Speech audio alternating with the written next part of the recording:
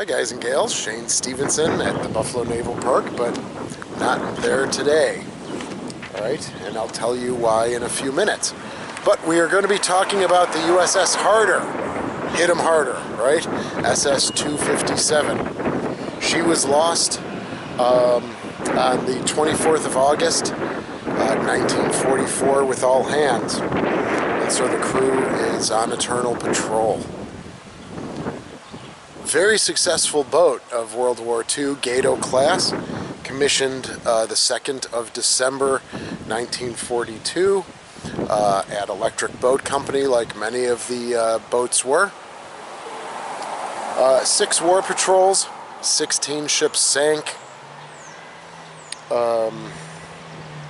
Even did a very daring rescue of a pilot near a beach from a Japanese-occupied island.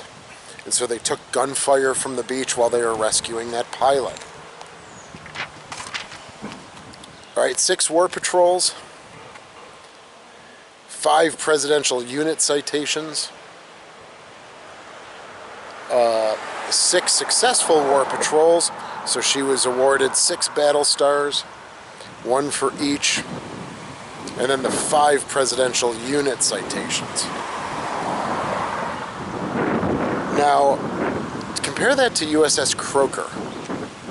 Right, USS Croker also had 6 war patrols, 11 Japanese vessels sunk. She was awarded 3 battle stars and 1 presidential unit citation.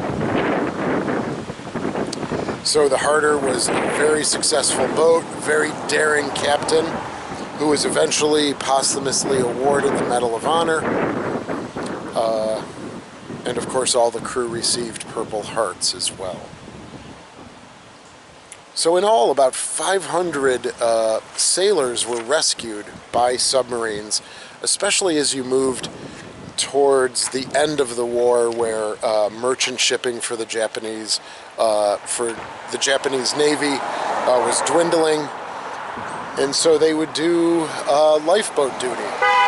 Right, and the Croker did that. Certainly in her last war patrol, she did not get the chance to rescue any downed American pilots. So why am I standing in this neighborhood? Well, doing a little research on the Harder, there is a Buffalo connection, and here's the gentleman here. Vincent Louis D'Alessandro. He was awarded posthumously the Legion of Merit Award, and also Purple Heart posthumously. And for a time, the Enlisted Men's Club at the submarine base in New London, Connecticut was named D'Alessandro Hall for this gentleman from Buffalo, New York. He was, as I mentioned, torpedoman first class, and he was in charge of the forward torpedo room. I don't know how many war patrols he went on. Right, he was born in 1919, and the reason why we're standing in this neighborhood here on the west side of Buffalo, it was at that time the Italian neighborhood, the Little Italy, right? Because in the house behind me is where he grew up. So beautiful Second Empire. You'll see the mansard roof come down from the roof onto the second deck or second floor. Right, and just through my research of Vinny D'Alessandro, this is where he was raised.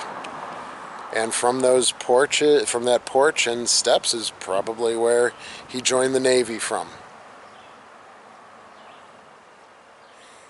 So of course we like to honor all the men on USS Harder, and of course the over 3,000 men, 3,600 men that lost their lives on all 52 boats during World War II.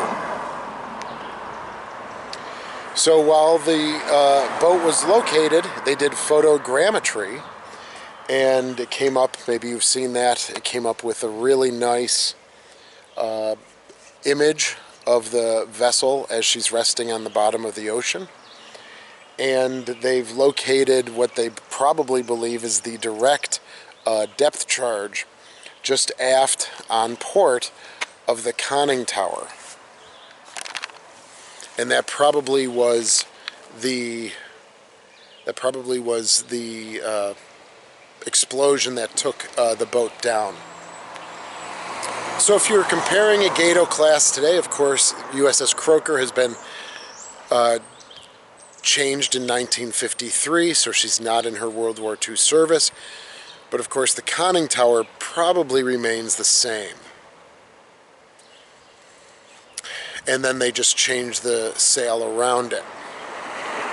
So, with the explosion on the photogrammetry, we can imagine that it probably is where the radio compartment is, just aft of the control room, maybe even leading into the galley, all right, and then the mess deck.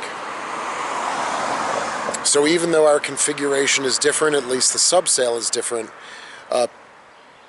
picturing the architecture, I can imagine that the depth charge had a direct explosion at those spaces. Right, the radio compartment, the mess deck, and the galley. And of course now you're flooding the whole boat. So I'd just like to point out, there actually seems to be someone coming out of the house. So I'd just like to point out Vincent Louis D'Alessandro,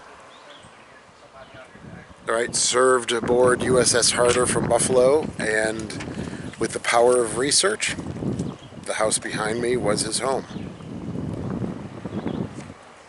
Again, being around Memorial Day, we like to memorialize all those that have lost their lives, and we'll remember Vinnie Louis D'Alessandro from the West Side, which again was the Italian neighborhood at that time.